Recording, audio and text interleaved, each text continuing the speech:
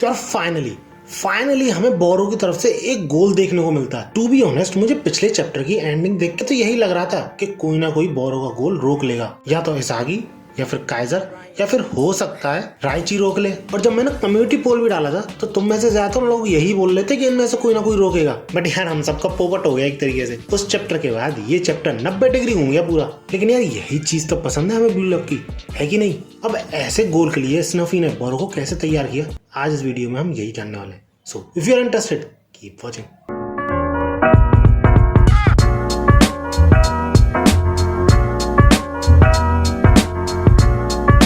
तो इस चैप्टर की शुरुआत उसी जगह से होती है जब स्नफी ने अपने दोस्त की कहानी बता के अपनी बात खत्म करी होती है और बोरो को अपना सक्सेसर बनाने का ऑफर दिया होता है। क्योंकि स्नफी का ये मानना था कि बोरो के स्पेक्स, बोरो का माइंडसेट सबसे बेस्ट है इन एंटायर ब्लू लॉक। और वो तो ये तक बोल देता है कि नियो ईगोइस्ट लीग में भी तुम एज अ स्ट्राइकर सबसे बेस्ट हो अकॉर्डिंग टू योर नंबर्स। अब यार इस बात से तुम सब में से कितने लोग एग्री करते हैं मुझे कमेंट से जरूर बताना, क्योंकि पर्सनली मैं तो एग्री नहीं करता हूँ। यार रिन और शीतो जैसे प्लेयर्स को कैसे भुलाया जा सकता है, और ऊपर से नियो ईगोइस्ट लीग की बात करें तो सिर्फ काइजर को कैसे भुलाया जा सकता है यार। और इतने बढ़िया स्ट्राइकर्स होने पे भी अगर तुम बोरो को ही सपोर्ट कर रहे हो, यानी स्नफी की बात से एग्री करते हो, तो मुझे रीजन ही बताना कमेंट्स में। अब स्नफी बोरो को एक साथ काम करके उसको ऊबर्स का नेक्स्ट किंग बनाने का ऑफर भी देता है, लेकिन बोरो उसके दोस्त की स्टोरी सुन के भी साफ इनकार कर देता है, जिससे स्नफी कंप्लीटली शॉक हो जाता है। और बोरो अपने रिफ्यूजल का रीजन देते हुए ये बोलता है कि मैं हूँ और मैं तुम्हारे दोस्त से काफी ज्यादा डिफरेंट हूँ जिसने की सुसाइड कर लिया, और ऊपर से मुझे कोई भी ऐसा क्राउन नहीं चाहिए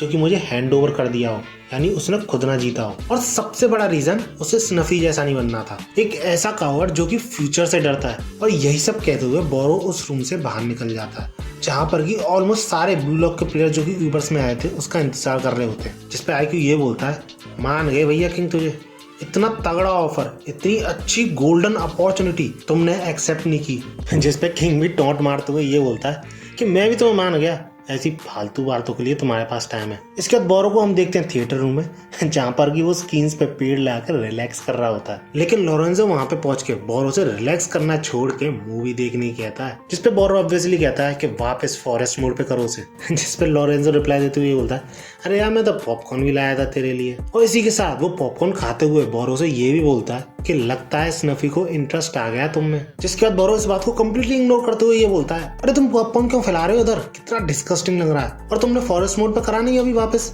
लेकिन भैया लोरेंजो भी कम नहीं था, वो भी बोरो की इस बात को कम्प्लीटली इग्नोर करते हुए उन पॉपकॉर्न्स को बड़ी बुरी तरह चबा रहा होता है और निकल रहे होते वहां से। और ऐसी ही हरकतें करते हुए वो बोरो से ये बोलता है, क्या तुम्हें पता है कि स्नफी को क्राउन मैसेंजर नाम क्यों दिया गया है? क्योंकि जिस भी टीम के लिए वो खेलता है हर उस टीम के लिए वो काफी सारी ट्रॉफीज जिताता है। बट रियल रीजन जिसकी वजह से वो फुटबॉल खेलता है, उसे सारी लीग्स में, यानी पांचों की पांचों लीग्स में जीत हासिल करनी है, सो डैट वो अपने उस ड्रीम को पूरा कर सके जो कि उसने अपने दोस्त के साथ देखा था। और इन्हीं बातों में लोरेंजो ये भी बोलता है कि वो ये चीज अचीव भी कर लेगा, बस एक बार वो सीरी ए जीत जाए ऊबर्स के साथ। इसके बाद वो रिटायर हो जाएगा, और उसने ऑलरेडी अनाउंस कर दिया है कि एक बार रिटायर होने के बाद वो एज अ कोच काम करेगा। डेट्स वाई वो एक ऐसा स्ट्राइकर ढूंढ रहा है जो कि इसे सक्सीड कर सके। जिसपे वो तुरंत ही जवाब देता है और ये बोलता है, आई डोंट केयर, बस जो भी तुमने गंदगी फैलाई है उसे साफ करो। और इसी के बाद हमें लोरेंजो की प्रीवियस लाइफ के बारे में भी पता चलता है कि कैसे उसके पेरेंट्स उसे छोड़ के चले गए थे, जिसकी वजह से उसकी हालत बचपन से ही बहुत बुरी थी।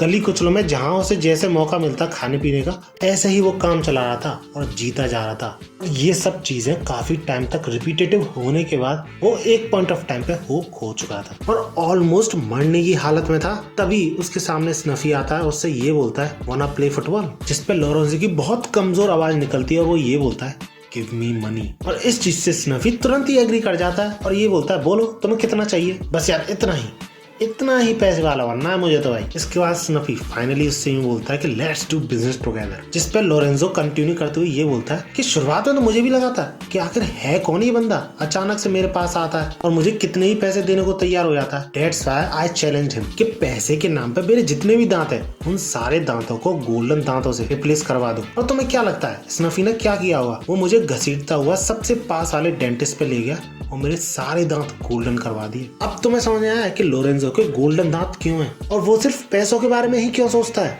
और लोरेंजो अपनी बात खत्म करते हुए ये बोलता है कि उसी इंस्टेंट के बाद मेरी लाइफ कंप्लीटली चेंज हो गई। जिस पे बोरो ऑब्वियसली ये पूछता है, व्हाट्स योर पॉइंट? जिसका रिप्लाई देते हुए लोरेंजो ये बोलता है कि अबे यार मैं सिर्फ ये बोलना चाहता हूँ कि स्नफी एक ऐसा बंदा है कि ये लेस फॉर्चुनेट को भी पीछे नहीं छोड़ता और उन्हें फ्यूचर देने की क्षमता रखता है। इतना पागल है। जिसके बाद स्नफी उन दोनों के पास आता है और उन दोनों को ट्रेनिंग के लिए इनवाइट करता है और वहां पे किंग के होने की वजह से वो ये बोलता है ऑब्वियसली अगर तुम चाहते हो तो। इस पर लॉरेंजो को हम अलग ही एटीट्यूड में देखते हैं। बंदा कुत्तों की तरह भौंक रहा होता है जस्ट लाइक हिज पेट। और भैया इतना पीछे लगने के बाद फाइनली बोरो स्नफी के साथ काम करने को तैयार हो जाता है, लेकिन सक्सेसर की तरह नहीं, क्योंकि वो एक ऐसा स्ट्राइकर बनना चाहता था जो कि उसे सरपास कर सके, यानी स्नफी को सरपास कर सके। और पहली बार हम पूरे ब्लॉक में इतने सारे चैप्टर्स के बाद बोरो को किसी से हेल्प मांगते हुए सुनते हैं, यानी स्नफी से वो फुटबॉल वर्ल्ड का किंग बनने की हेल्प मांगता है, जिसपे लोरेंजो खुश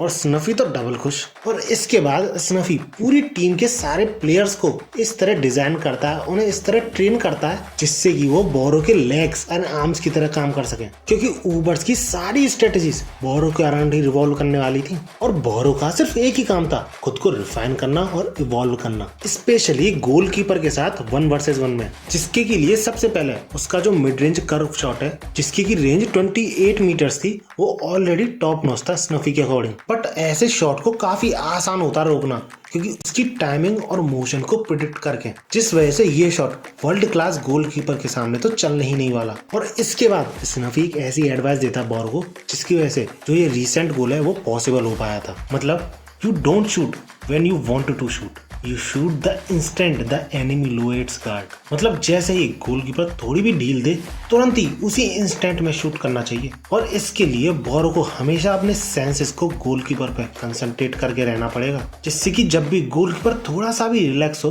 तुरंत ही उसी मौके का फायदा बोरो उठा सके। और एग्जैक्टली यही चीज बोरो करता है। अब ये चीज होने वाली है वैसे ईसाई समझ तो गया था, लेकिन तब तक काफी ज्यादा देर हो चुकी थी क्योंकि बोरो ऑलरेडी गोल स्कोर करने के लिए किक मार चुका था।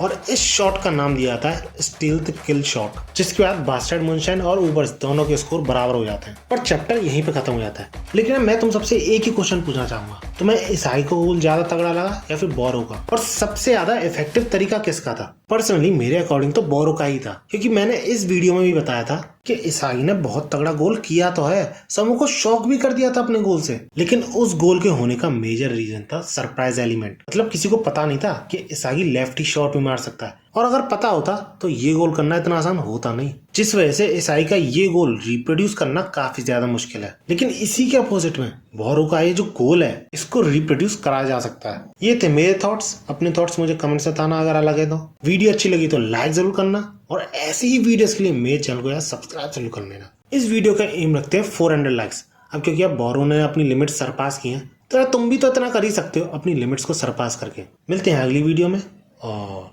भागो।